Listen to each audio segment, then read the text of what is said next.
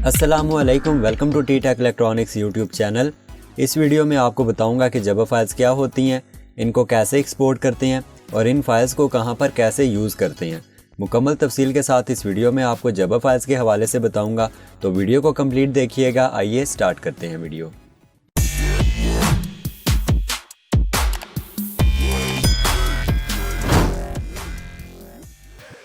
तो सबसे पहले मैं आपको ये बता दूं कि जबा फाइल्स क्या होती हैं और हमें क्या ज़रूरत पेश आती है जबा फाइल्स को जनरेट करने की। सपोज जैसे ये मैंने एक पीसीबी डिज़ाइन किया, अब मैं इस पीसीबी को किसी भी पीसीबी मैन्युफैक्चरिंग कंपनी से ऑर्डर करना चाहता हूँ। तो ऑर्डर करने के लिए मुझे जबा फाइल्स की ज़रूरत होगी। अगर मेरे पास अपने प्रोजेक्ट की अपनी पीसीबी की जबा फाइल्स नहीं है तो मैं किसी भी पीसीबी मैन्युफैक्चरिंग कंपनी से अपनी पीसीबी को मैन्युफैक्चर नहीं करवा सकता। जबा फाइल्स होना ज़रूरी है अगर आप अपनी पीसीबी को ऑनलाइन मंगवाना चाहते हैं। तो जबा फाइल जनरेट करने के लिए आपने सिंपली क्या करना है कि यहाँ पर आप देख सकते हैं हमारे पास ऑप्शन है जनरेट फैब्रिकेशन फाइल जर्बर। आपने सिंपली इसके ऊपर क्लिक कर देना है और यहाँ पर नो जनरेट जर्बर, और यहाँ पर ये आपके पास देखें जनरेट जर्बर के साथ डाउनलोड का आइकन बना हुआ है। आपने सिंपली यहाँ पर क्लिक कर लेना है। तो ये हमारे पास इस प्रोजेक्ट की जबा फाइल्स डाउनलोड हो गई हैं। अब अगर मैं अपनी पीसीबी को कहीं पर भी ऑर्डर करना चाहता हूँ, चाहे jlcpcb.com, pcbway.com, तो मैं इसी फाइल को अपलोड करूँगा। तो इसको मैं यहाँ से मूव कर लेता हूँ।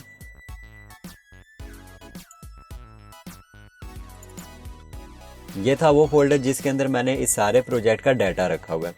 ये हमारे पास इस प्रोजेक्ट की ईजी ईडीए की फाइल है, ये पीडीएफ पीसीबी लेआउट है और ये स्कीमेटिक डायग्राम है। ठीक है, यहाँ पर अब मैं एक न्यू फोल्डर क्रिएट कर लेता हूँ जबा फाइल्स का,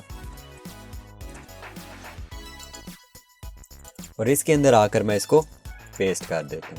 ठीक है, अब यहाँ पर आप एक चीज़ और देख लें, जो हमने एक डॉक्यूमेंट और एक्सपोर्ट करना है।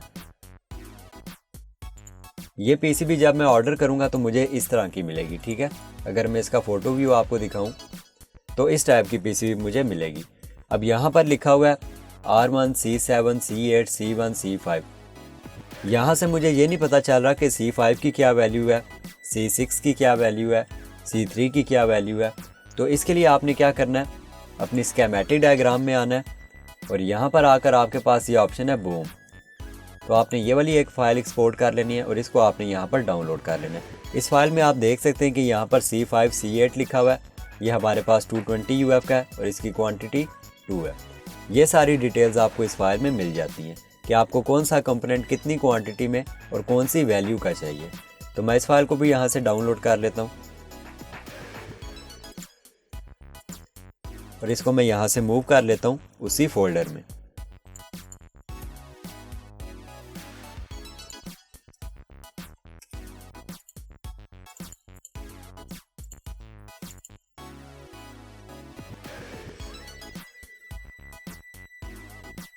तो ये आप देख सकते हो कि हमारे पास कौन सा कैपेसिटर कितनी वैल्यू में हमें चाहिए और उसका पीसीबी में क्या नाम है, ये सारी डिटेल्स हमें यहाँ पर मिल जाती हैं। C5, C8, 220 UF, P1 audio in, DC input P2 audio output P3, 1 UF capacitor, 22 UF, 22K register, यानी जितने भी आपके कंपोनेंट्स आपके प्रोजेक्ट में यूज़ हुए हैं उन सारे के सारे कंपोनेंट्स की क्वांटिटी, उनका कंप्लीट डाटा यहाँ पर मौजूद है।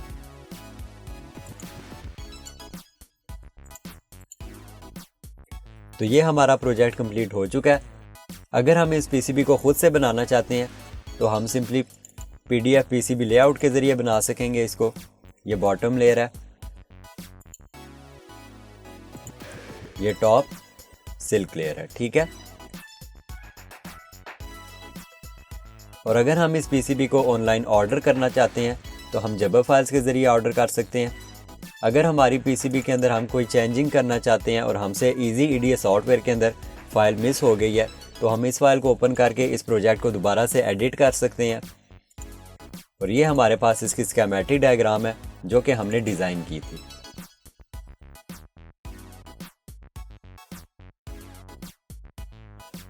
तो इस तरह से आपने अपने प्रोजेक्ट को डिज़ाइन करके उसका सारे का सारा डाटा आपने इसी तरह से अरेंज करना होता है। और C5, C6, C7 कौन से कंपोनेंट की क्या वैल्यू है, ये हमें इस फाइल के अंदर मिल जाती है। आई होप कि आपको मेरी ये वीडियो पसंद आई होगी। अगर आपको मेरी ये वीडियो पसंद आई है तो वीडियो को लाइक करें।